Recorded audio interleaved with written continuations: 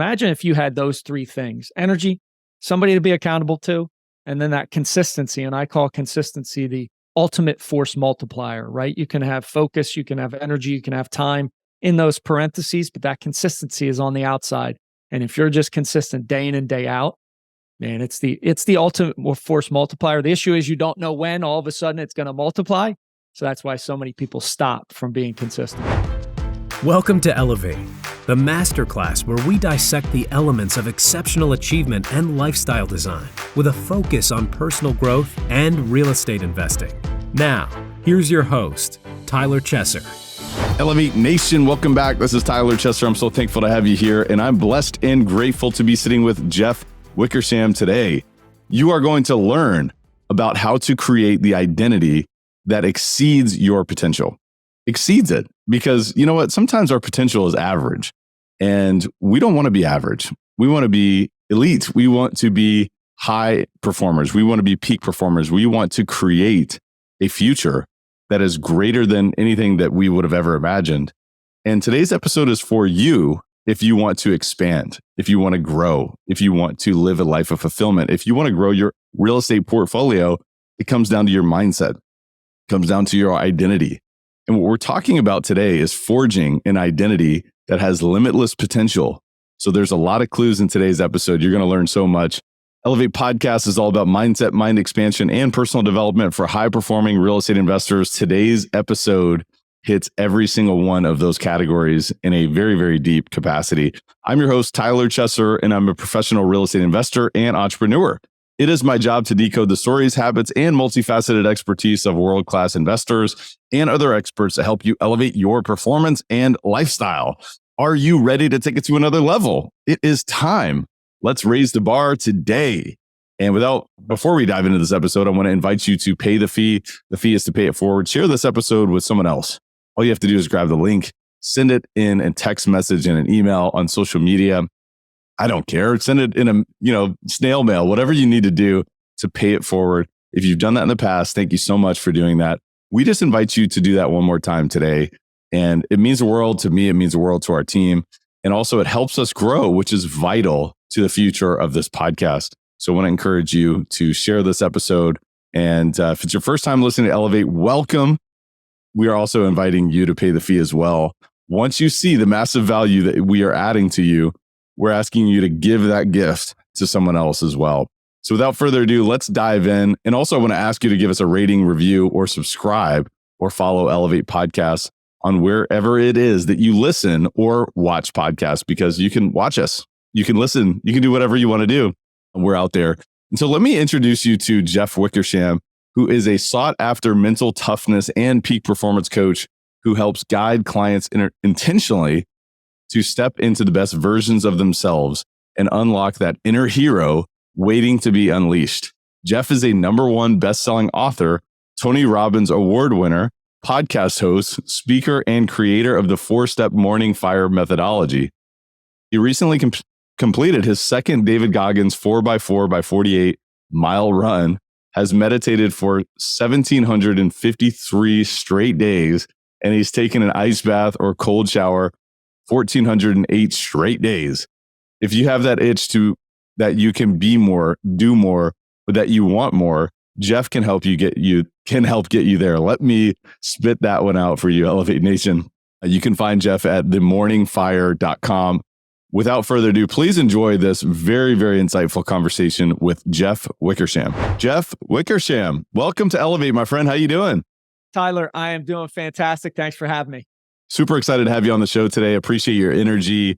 As we record this on Thanksgiving Eve, we were talking about our exciting plans for the weekend, but just, you shared with me your gratitude. I kind of shared with you my gratitude for you for taking some time out of your day to share your wisdom with Elevate Nation. So I just want to do that again. But with all that said, let's dive into this conversation. I want to introduce you to Elevate Nation. I'd love to give you the opportunity to talk a little bit about your upbringing, your backstory for those who don't know you. Yeah. So upbringing, middle-class neighborhood, great parents, but I was introverted. I was a shy kid growing up, which many people see me now. I speak to companies and corporations on social a lot, have a podcast, and they're like, you got to be kidding me. No. I mean, I still remember the story. My mother told me when I was 6, I wanted to go to a buddy's house to play, and she had to come with me. Like I couldn't get out of my shell. The other thing that people are shocked by is my senior year on the male side of my senior class, I was voted as biggest complainer. So if you think about like the positivity I exude now, where you start doesn't need to be where you finish. And part of that is through deep pain, right? Nearly 8 years ago, I had that transformational, seminal moment in my life where unfortunately I lost my mom to breast cancer. So when you watch the woman that brought you into this world leave this world, literally take her last breath, all of a sudden that fragility of life, that 2x4 smacks you at the, across the head. And you say, okay, what is my purpose? What do I truly want to do? So that's just a little bit about kind of where I've come from, a deep, searing, painful moment, but it provided purpose, passion, energy, excitement. And that's where I pull a lot of my energy from. Yeah, and life is filled with, peaks and valleys. And I think those are the moments that we look back on and we say that that's what shaped who we are. And I think it's always important to understand the backstory and the upbringing of individuals that we're talking to on this podcast, because we all have our own story and, some of those challenges and triumphs that you experienced in your life. And I'm very sorry to hear about your mom in particular. But tell me, was that the moment that you became obsessed with human potential? I mean, oddly or weirdly, when you kind of recognize that, there's this fragility in life, like it really kind of hit you in the face like that? Or was there another time? Because going from biggest complainer to where you are now, I mean, that's quite a shift. So I would say that was the trigger, right? That was the spark of, okay, let's start to figure some stuff out in life, right? And I always felt like I was a square peg in a round hole, no matter what company I was at. So I chose to take the leap into being an entrepreneur, opened up a gym. I was always into fitness. My mother was a school teacher, but also an aerobics teacher in the 80s and 90s, like step aerobics, right? So I got into the gym business. And then when I'm on my own, I started to go down that deep rabbit hole of personal development. And I still remember a conversation I had with my wife it was a Saturday morning. I was about ready to go teach an 8 a.m. fitness class. And I still had these habits that I took from my late teens, 20s, and 30s. And I'd hung out with my buddies like till 3 a.m, drinking and playing cards. And she gave me a nice truth bomb. She said, how are you going to go teach about fitness and wellness when you stink of alcohol? And I was like, wow, you're right. And I started to look at the things I was doing on a daily basis, those things that weren't setting me up for success. And once I cracked just a little piece and I could see the gold underneath of my potential, then I've been on this never-ending and I'll never get there, but it's how do I get a little bit better today than I was yesterday? It is really interesting because I kind of went through the same thing when I became an entrepreneur. It's like I started to go down this path of personal development because I started to realize how much opportunity was on the other side of kind of facing those demons, or at least, being more self-aware of, hey, well, what habits have I brought from my teenage years or prior, or, people that have influenced me that I may have not been conscious of. And it's just, like you said, it's a rabbit hole and you go down these different sort of paths, and it's a very interesting exploration, and it can be very challenging. It can be very uncomfortable. And then when you learn these things, these mantras like find comfort in being uncomfortable, it's like, okay, well, maybe let's trust that. Let's lean into that. And let's also learn about how powerful our daily habits are, our daily rituals are, the things that we do, the small little things that we do on a daily basis. And I know that that's something that you're passionate about as well, helping people sort of unlock bigger shifts in their life, a bigger future, but it kind of starts with the small stuff. So could you talk to me a little bit about why you think habits are such a critical thing? And obviously it's something that you kind of were going down in terms of describing there with the realization with your wife, and that conversation was like, well, wait a minute, maybe this habit of not really living in alignment with the business that I'm serving other people with, perhaps there's something there, but obviously it goes much further. So talk to me a little bit about habits and the realizations that you've come across. Well, number one, they drive 80 to sometimes 90% of what we do on a daily basis. That's why so many people feel stuck. They feel on that never-ending treadmill of life. And if it's 80 to 90%, boy, you better take a look at what you're doing on a daily basis. So that's number one, having awareness of how much of what we do is dictated by, Tyler, like you said, those small, sometimes micro, sometimes you can't even notice choices and things we do on a daily basis. So that's number one. Number two is we've been lied to. Most people are not set up for success. We're filming this. It's almost the end of 2022. People are going to start, all right, what do I want to do for next year? New Year's resolutions. Everybody's heard 21 days to create a habit. It's actually BS. Neuroscientists have now proven out it can be anywhere from 21 to 67 days, depending on how frequent you do it, you as a person. So imagine, no wonder why the third week in January is the most depressing week of the year, because so many people fail at that point. They think they've made it 21 days. Well, really, you could have to go 3 times longer to actually instill a habit. So I love just diving into the science a little bit and giving people an awareness, because if they're not aware of that, and there's probably some light bulbs going off in their minds right now of, holy crap, you mean it could take longer? No wonder why I've failed time and time again. So that's a couple things related to awareness. Number two is our success is a lagging measure of what we do day in and day out. And every single thing that we do impacts every other single thing that we do in our life. And I love providing that statement, because then all of a sudden the little things matter, because it impacts the big things, right? And the little things over time, you continue to put in effort, continue to put in work. You're consistent. It's not sexy. It's not glamorous. You're not going to see it on social media as, 6-pack abs in 6 minutes, or $1 million business with a, Lambo in the background of I created a funnel. But like that stuff, it's so fleeting. And if you want prolonged long-term success, you want to create a legendary life and create legendary days consistently, you've got to do things that light you up physically, mentally, spiritually, emotionally, connect with other positive people, do those sort of things. And then you're going to be set up for success. And the trouble is, many times you're not going to see the results or see any progress because they're so small. And I just had this conversation with someone the other day where they had seen somebody they hadn't seen in 6 months. And they're like, oh my God, you're in great shape. But he said to me, I don't see it myself. I said, because you're looking at yourself in the mirror every single day. And I always love to say it's tough to read the label when you're inside the bottle. But when you see somebody that you haven't seen in a while and they say, Tyler, holy, you're ripped, dude. Like, it's amazingly powerful. So your success is a lagging measure of what you do consistently from a habit perspective.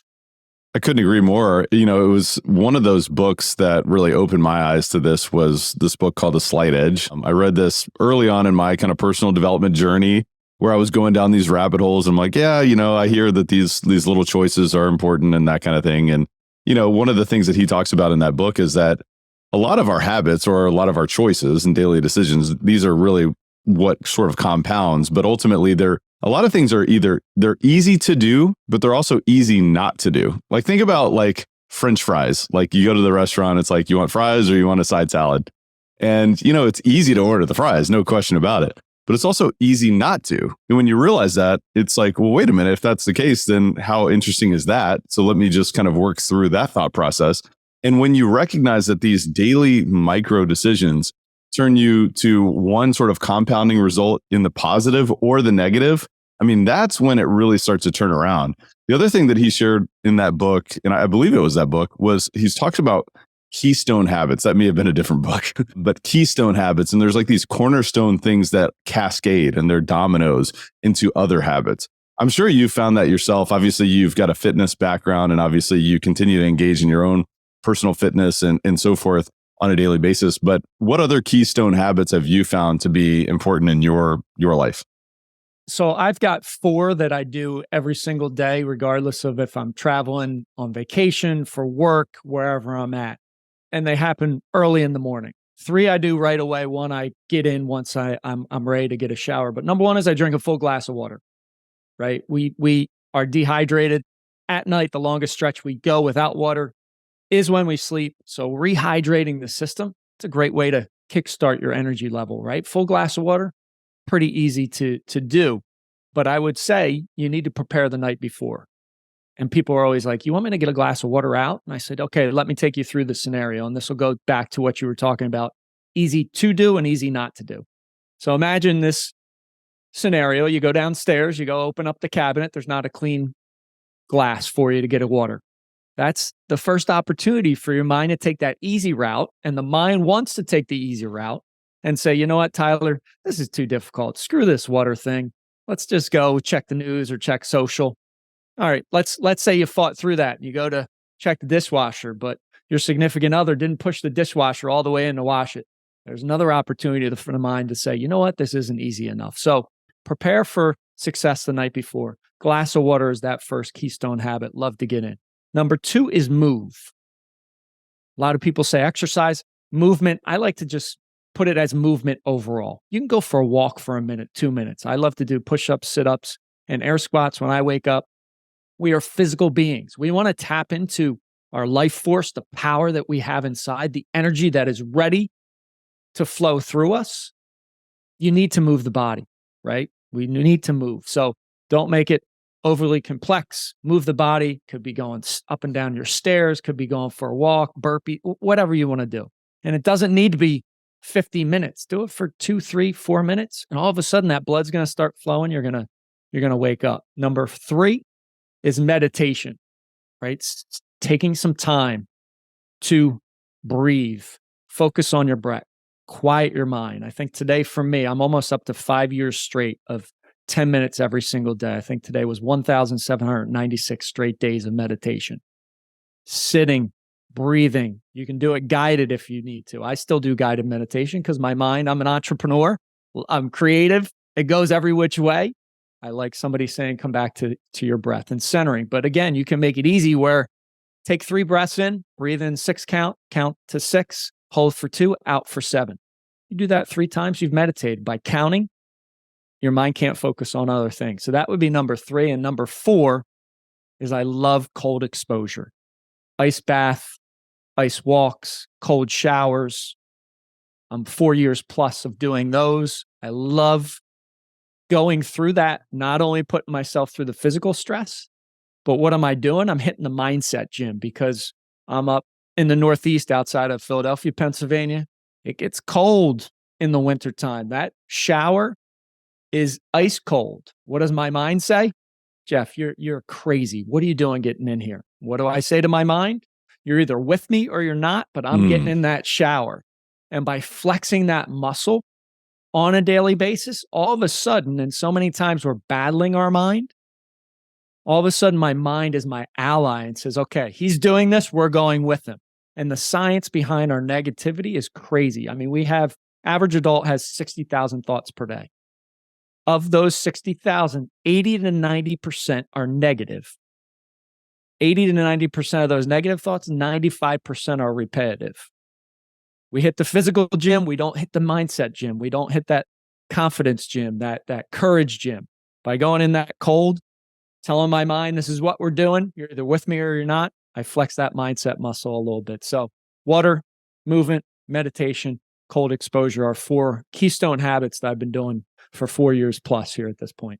That's beautiful. And thank you for sharing that. I think, it's really interesting to think about the imagery of the mindset gym, because you think about, I think it's pretty widespread at this point. Most people are aware that exercise and fitness is important for your overall health and all these things. But ultimately, one of the big topics that you hear on mainstream media is mental health. Mental health this, mental health that. And so ultimately, what we're not talking about is necessarily survival. We're talking about thriving as entrepreneurs, as investors, as leaders, as people designing a life of fulfillment.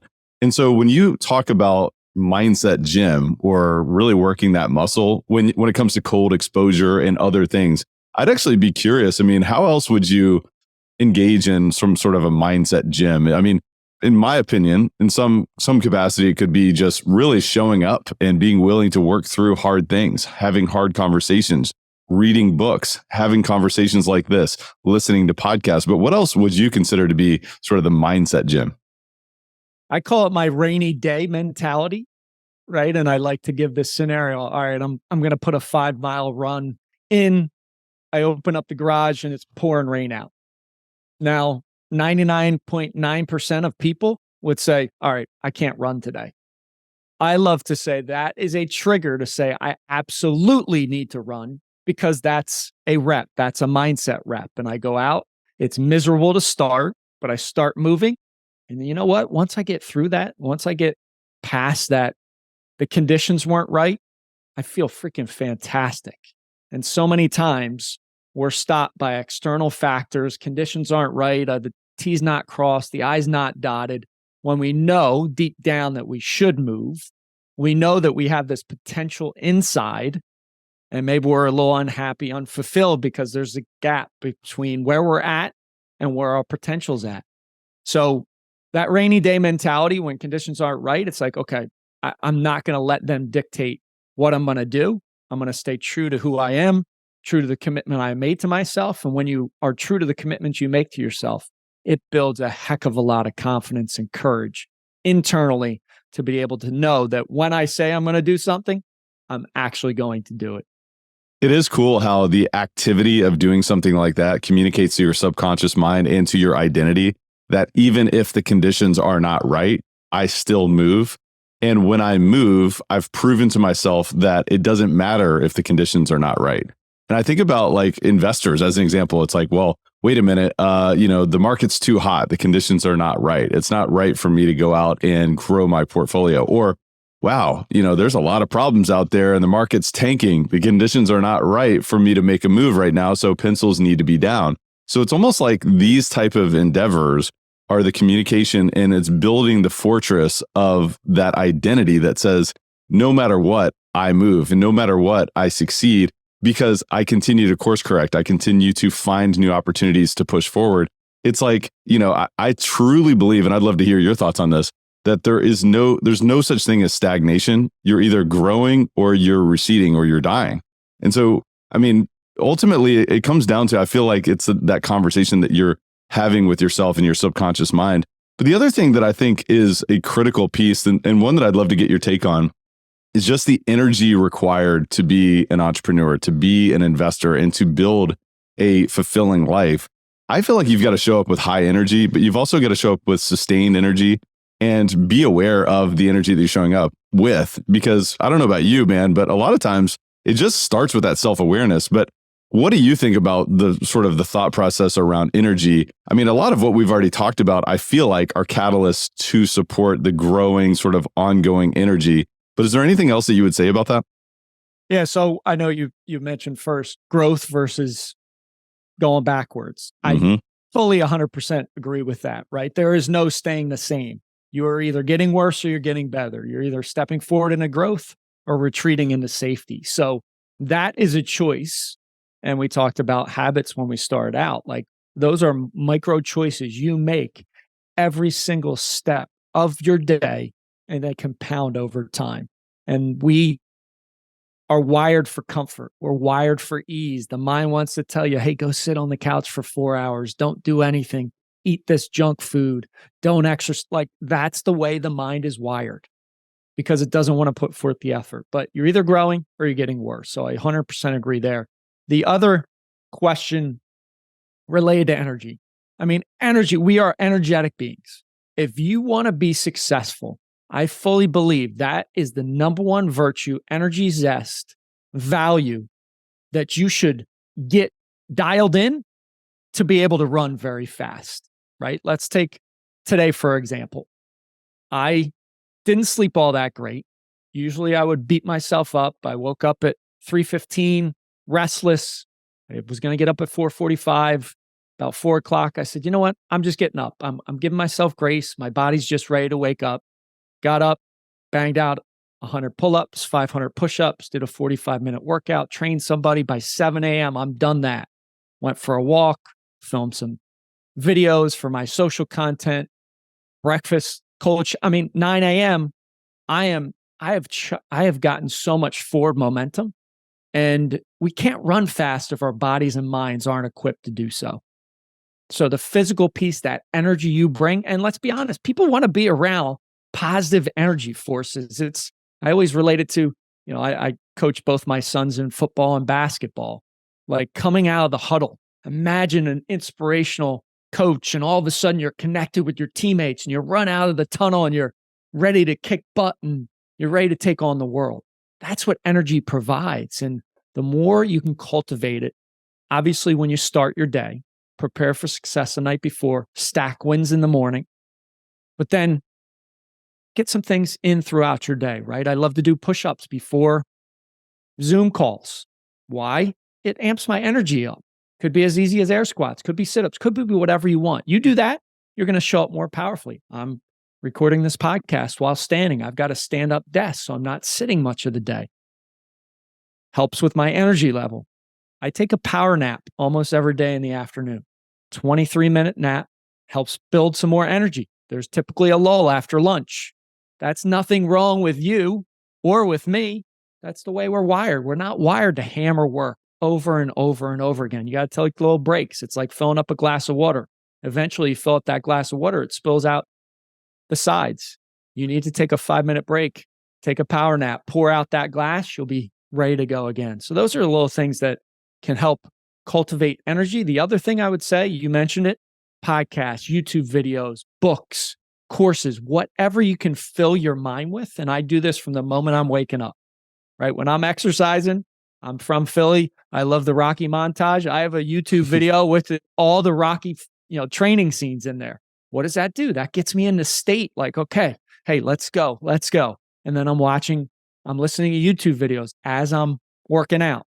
The more, as I'm taking a shower, as I'm cooking breakfast, the more we can feed that positive dog, that negative dog that has 80 to 90% of our 60,000 thoughts and those repetitive thoughts, it kind of quiets down. All of a sudden you get this confidence, this courage, this belief. So those are just some things I do, but I 100% agree. Energy is where it all starts. If you're not able to operate at a high energy level, it's going to be a struggle to build your business, to build your real estate empire, to do things and then have energy left, especially if you're a family man like I am, to be able to have time and energy to play with your kids, go through the football with my boys, right? Things like that. So energy is so vitally important. I totally agree, man. And what you're talking about not only is sort of the path for living a life of enjoyment and fulfillment, but it actually creates better and more results. And, I think that's the other thing here is that we're not talking about woo-woo. We're not talking about stuff that just makes you feel good. This actually creates more optimal results. I've seen it in my life. I've seen it in the highest performers are the people who commit to investing in themselves in this way. And ultimately, it comes down to the identity that you are creating and that you are consciously creating. Because in some way, we have an identity. We have this internal dialogue that's telling us and that's constructing this story about who we are, what we're worthy of, what we're capable of.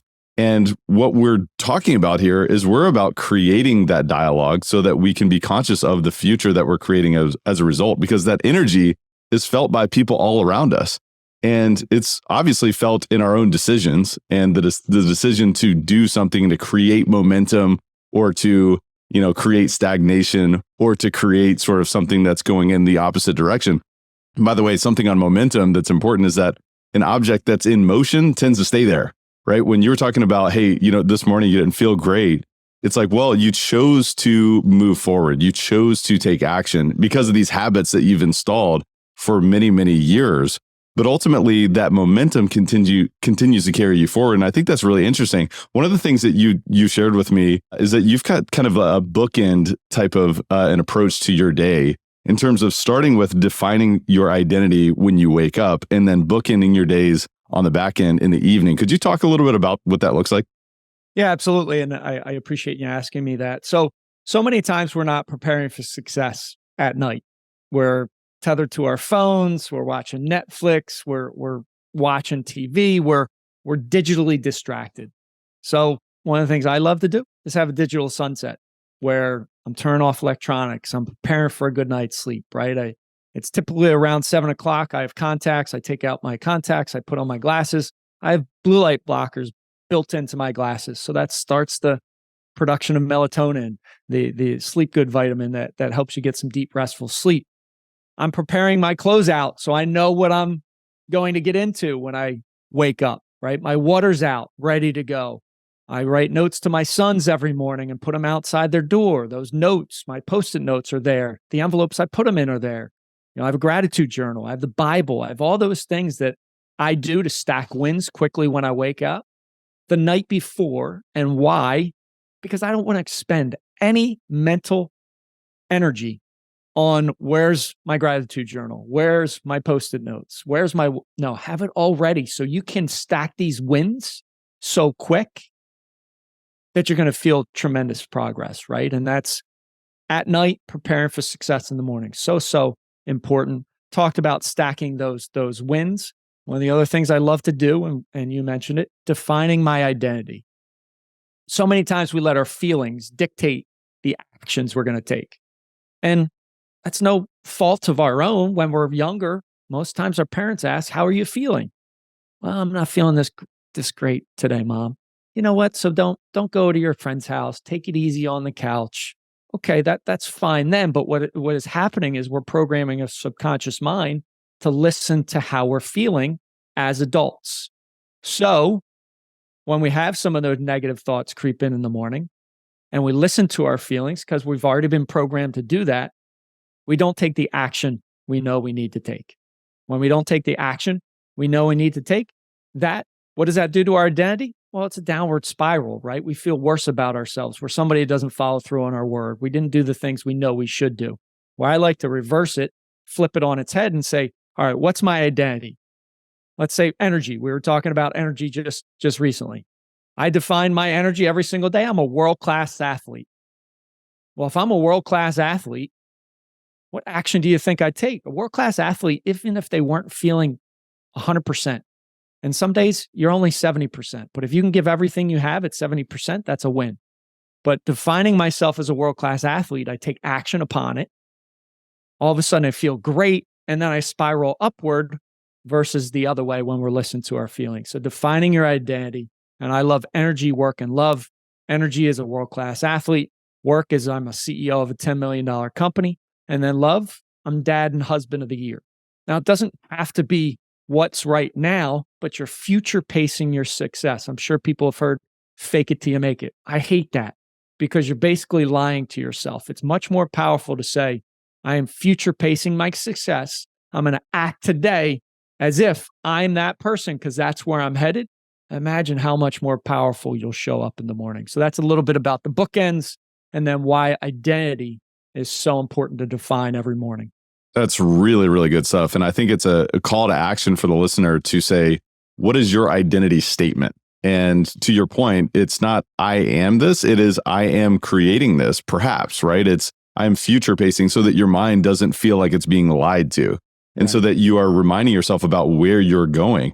That's a powerful tactic and a tool that you can step into on a daily basis. And you can read that and you can feel the gratitude for the future that you're creating. But then you can also remind yourself to course correct and take the necessary action to get one step closer to that. But one thing that I'd love to hear from you, as a high performance coach yourself, obviously you work with people all shapes and sizes, and I'd love to know what are some common limiting identities or modalities that you've seen that you've had to really support people in shifting away from. And the reason why I'm asking you that is because I think it's important for us to shine the light on our enemies or the things that are holding us back or limiting us.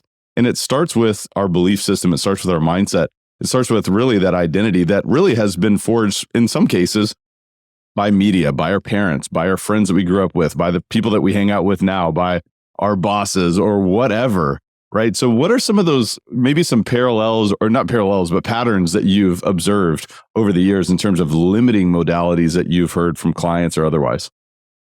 Number one is our limiting beliefs, right? We all have one or two automatic negative thoughts, whether it's I'm not worthy, I'm never going to be good enough.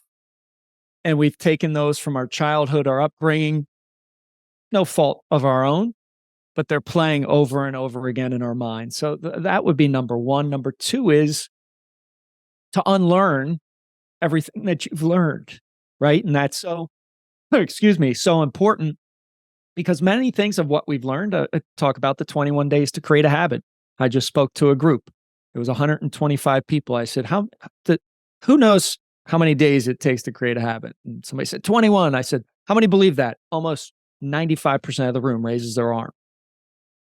Somehow it stuck. Everybody took it. It's not setting people up for success. So unlearning what they've learned and then cultivating this belief that when you do things that are small, micro, the unsexy things, the fundamentals day in and day out, that is going to lead to your true growth. And that is difficult because one, we're unlearning what we've been led to believe, right? By media, everything we're force fed, that when we get to this destination, it's going to be a white sandy beach, our toes are going to be in this crystal blue water, and we're going to be happy. There is no destination. You will never be exonerated from the constant work that we need to put in day in and day out in life. And if you can just fall in love with that process of today, hey, I'm going to give my very best. It's so powerful to come from that place. So those are a couple of things that I've seen that people just, they struggle with getting out of their own way, right? They're not exposed to different ideas, different positive forces, either through, a great podcast like yours or a YouTube channel, whatever it is. And then they just feel like they can't do it. And every single person can change, can make positive choices, can make these minor adjustments that if they do that consistently over time, they're going to look back and not even know who that person was. I mean, I look back to that 18-year-old senior, biggest complainer in high school, and I'm like, who the heck is that guy? Like, so you can change. Sometimes you might need a guide, you might need a coach, you might need a mentor, somebody that can see that greatness, that potential that you have inside, cultivate that belief in yourself. And then all of a sudden you start down that journey, that never ending quest to be the greatest version of yourself. Yeah. And I definitely think you need a community. You need other people to hold you accountable to this because it's not easy. And the foundational beliefs that many people sort of engage in, whether it's mostly unconsciously, I think this is mostly unconsciously from what I understand from the psychology sort of industry or realm, the people who are the psychological experts, they'll say that at the end of the day, the basis of some limiting beliefs or identities are I'm not worthy or I'm not loved. And it's really interesting when you start to really reflect on that to say, well, maybe let's just say that's true. Well, how does that actually show up? How does that show up in the way that I'm interacting with my decisions or myself? Am I respecting myself? Am I respecting others? Am I challenging myself? You might find that, well, wait a minute, I'm not willing to engage in, installing habits consciously because I don't feel like I'm worthy of more success. Or I'm not loved, so I'm not, it doesn't make sense for me to even try to prove myself or try to accomplish big things. And I mean, I'm really only barely scratching the surface on this, but I think it's interesting to sort of explore that and to have your own sort of self-reflection and internal sort of looking within to say, well, what is actually showing up for me and how does that cascade into other thoughts or other beliefs? And once you start to get to that root cause, I think it can be a very powerful experience. The other thing too is like once you have done that inner work, it is about stacking on top of that. It is also about guarding your mind.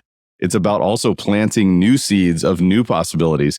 So are there any tactics that you might suggest or anything that you engage in yourself in terms of guarding your mind so that you can remain committed to creating that identity that you want to be conscious of? Yeah, absolutely. And I'll just piggyback on what you said. I mean, I'm not worthy is one of the ones that I've struggled with. I continue to struggle with. And the crazy thing about it is you will never be 100% through that. You will always have it creep back in, right? And I still battle. It's a war that's never ending. As long as we're getting up off the mat, we're continuing to fight and we're getting a bit better. Hey, kudos to you. Celebrate that fact. So just wanted to share with the audience because I still battle it on a daily basis, right? And to your point, it limits sometimes my confidence and my courage in doing things. And I just want to be transparent in talking about that because I think that's very important. But thank you. You're welcome. From guarding your mind, right? And I love to think of a centurion at the door, right, of my mind, and he's going to kick anybody's butt that tries to get in there. But one of the rules I have is when I wake up, no distractions. This is your time and your time alone to invest in yourself. I think that's the greatest gift we can give all those around us. And notice I said all those around us, not ourselves, because so many times we feel like it's selfish when we invest time in ourselves. No, you are showing up as the greatest version of you, and that impacts all those around you. My two sons, I pay them $10 a week. Yes, they have a couple chores, but a part of that list is they write in their gratitude journal every morning. They meditate. they work out, they drink a glass of water. Why? Yes, I want them to be disciplined and do some things around the house, but I want them to understand investing in themselves is going to reap so many more rewards than they'll even really realize. So, no distractions when you wake up. That means no social media, no text messages, no email, no news. I know that phone is like the tractor beam on the Death Star, right? You see, you have 18 messages. You want to check it. Please don't do that. Stack wins first when you wake up because you feel all this positive momentum. You feel all this progress. You're going to be much more equipped to take on what life is going to throw at you. If it's a negative email, you'll be able to say, okay, I'm dealing with it. I'm moving on. Versus when you look at first thing and you have no momentum, then you go down that negative route, right? And we're wired for negativity. So no distractions when you wake up. The other thing related to positivity, and I know you mentioned this, just that momentum. The other thing I love to say is never miss twice. You can miss once and you can picture that train kind of rolling down the train tracks. It's out of energy for a day. It's still going to keep rolling. You jump back on, you're still going rather than having to restart. So never miss twice. I know life throws us curveballs. I'm not, foolish enough to think we're going to be perfect every single day, but never miss twice. You can get back on that horse and keep that momentum up. It's really good stuff, Jeff. I've appreciated this conversation so much. And I think that what we've talked about is really tremendous wisdom for really living the good life, but also creating a greater future. But you said it, man. It's not about just ourselves, right? It is about giving. And I think that's another secret as well, is that giving is better than receiving. And so when you invest in yourself, you now have the opportunity of giving and adding value and helping other people break through their own challenges. Because you know what? We're all on our own journey. Hey guys, I want to remind you to check out CF Capital. CF Capital is the premier boutique real estate investment firm in the Midwest and Southeast region of the United States. We are a national real estate investment firm with a purpose. We provide property investment and asset management solutions to help passive investors maximize returns on high-value multifamily communities. But our investments go far beyond acquisitions. We invest in people. We are in the business of elevating communities and raising the bar for everyone within our ecosystem. CF Capital is a real estate investment firm focused on the acquisition and operation of multifamily assets. We confidently deliver tax-advantaged, stable cash flow and capital appreciation with a margin of safety. By investing alongside our team, investors can preserve and grow their wealth without having to deal with tenants, termites, or toilets. Investors come and stay for the outsized returns we create in our deals while appreciating the ancillary opportunity to make a bigger impact that only CF Capital can provide. If you're an investor and want to invest with us, here's how. Learn more about CF Capital at cfcapllc.com or by simply clicking the link in the show notes of this episode. We will see you on the inside of this powerful community. So let's elevate communities together. But, I'd be remiss if I didn't ask you about sort of your 17 years of real estate investing experience as well. I mean, you shared that with me prior to starting recording this podcast today. So talk to me about, when did you actually get involved as a real estate investor? What was that choice, and how have things migrated since you started in this business as well? So I jumped in with my brother and dad, I guess it was about 18 years ago, and we bought our first duplex, and we've acquired some properties throughout the years. We bought my dad out of the business because he's in retirement and didn't want to put in the work. And my brother and I have stayed in the business, and I will tell you, it's not for the faint of heart, right? It takes intestinal fortitude. We've been at moments of, should we just sell it all and do something differently? But I would say the great thing about it is having a partner and having my brother, we can balance what we're doing, right?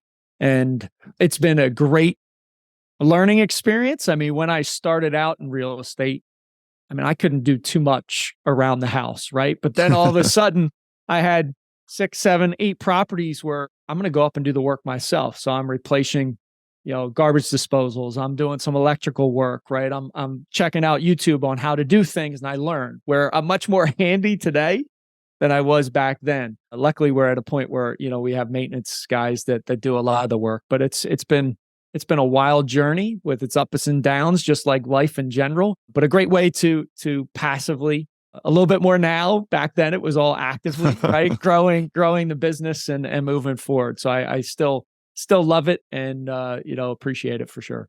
That's awesome. Yeah, I'm a big believer in partners, especially those that you inherently trust. Obviously, with your brother, it's somebody that you really trust and somebody that has your best interest at heart, and you can balance those challenges off of. I mean, I remember the first deal I ever did. I did not have any partners. It was just myself. And I went through what felt like every challenge at that time. And it was like, man, it's overwhelming.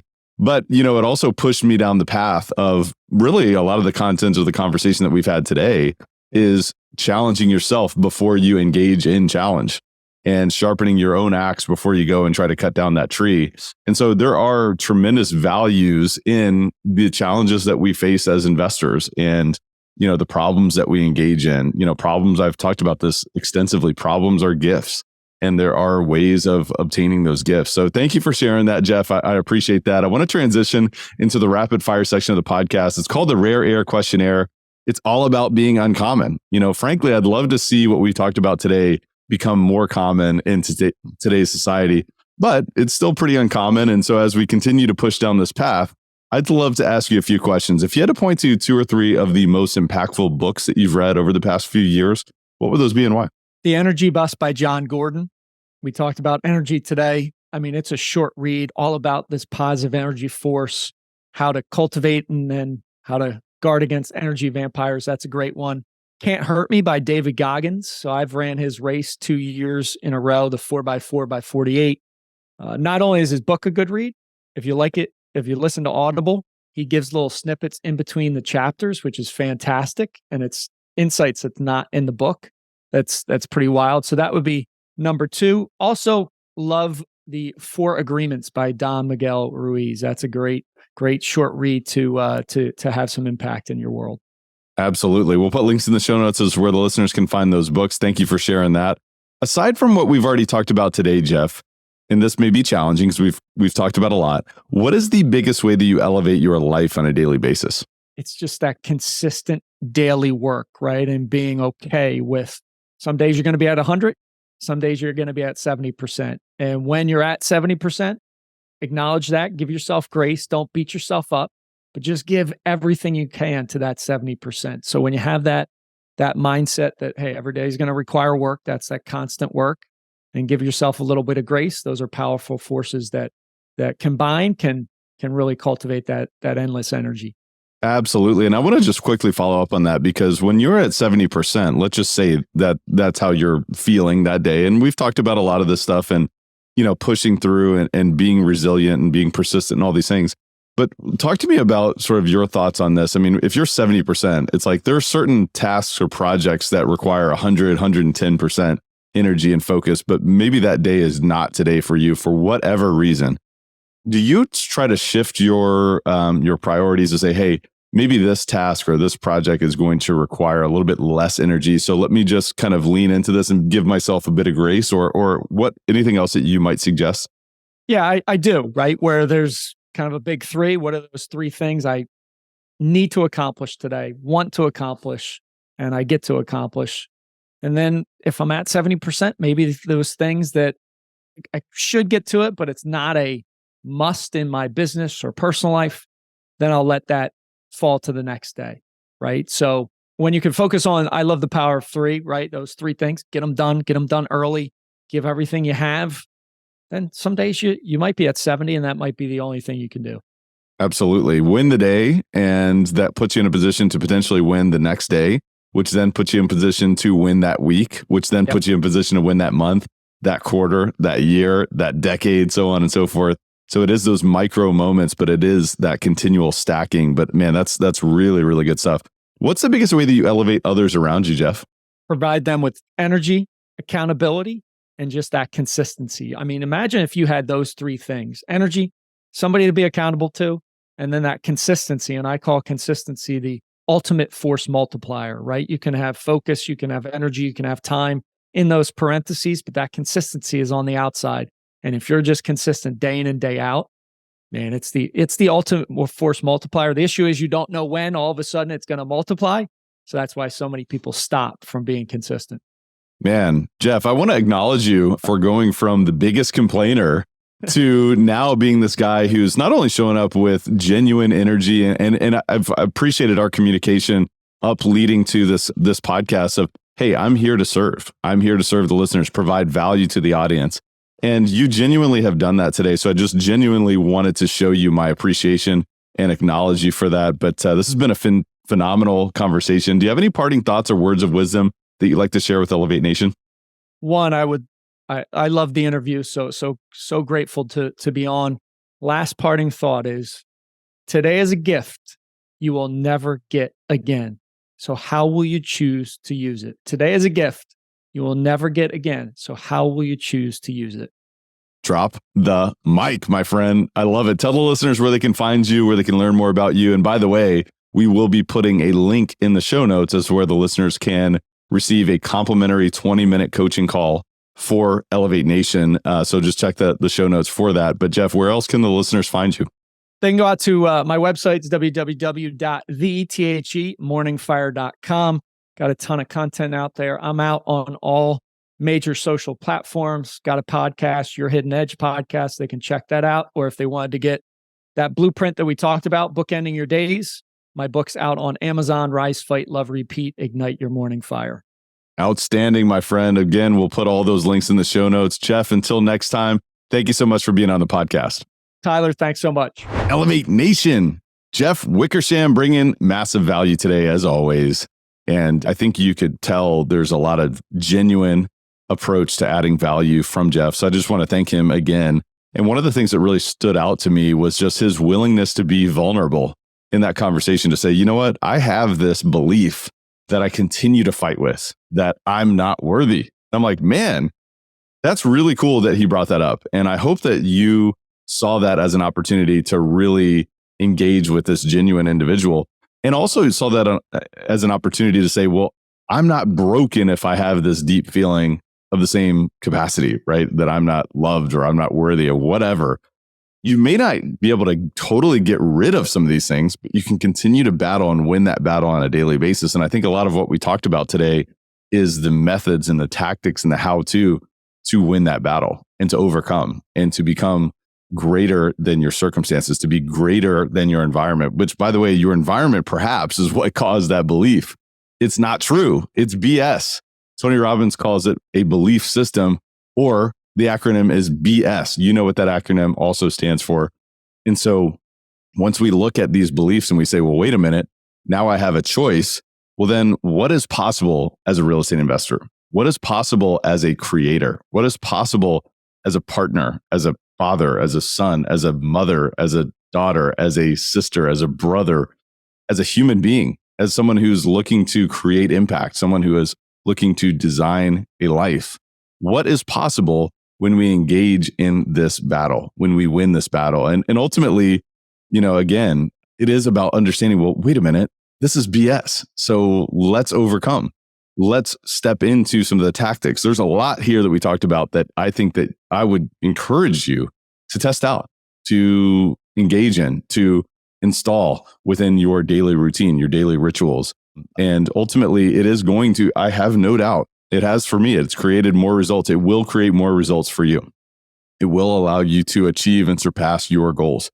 It will allow you to exceed your human potential, because there is so much potential that we are all leaving on the table if we're not careful. And, one of the things we started with in this conversation was that Jeff lost his mom 8 years ago. And, that's a reminder for us that life is not forever. So let's not leave any of that potential on the table. I want to encourage you to re-listen to the show. There's so much here. There's so much here that you can apply to yourself. You can share with the people around you. You can suggest, you can hold other people accountable. You can give them the energy of positivity, and you can show them, you can lead by example with your own consistency. So I want to encourage you to have a conversation with someone else. What was it that you disagreed with? What was it that you think was left out of this conversation? Or what was it that was really surprising to you based on this conversation? I want to encourage you to have that conversation with someone else. Share this episode with a friend. Don't forget to give us a rating, a review, subscribe or follow Elevate Podcast. Thank you so much, by the way, for listening.